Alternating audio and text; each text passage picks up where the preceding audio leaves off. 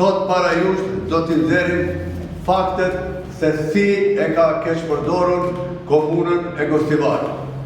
E para është rregullimi i sallës së qytetit të Gostivarit, e cila ka kushtuar 750.000 euro.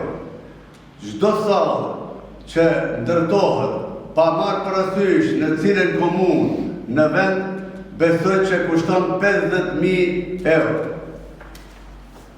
Kontrata është nënshkruar nga Arben Taravari.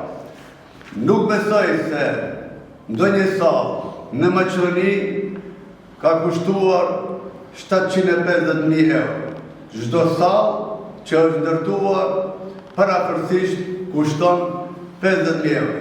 Një karike ku rrin kryesuesi i këshillit kushton 30 euro që e kam parë vetë, kurse ai ja ka vurë çmimin me 10.000 euro.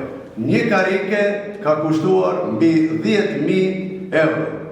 Kështu keqpërdorim edhe kështu krim nuk njeh historia në asnjë komunë në vendin tonë dhe në asnjë komunë në Ballkan. Për te kemi edhe dëshmi. Ja fotografi.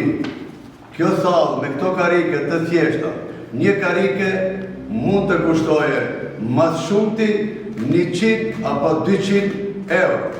Kurse këto karike që i shikoni kanë kushtuar mbi 10.000 euro.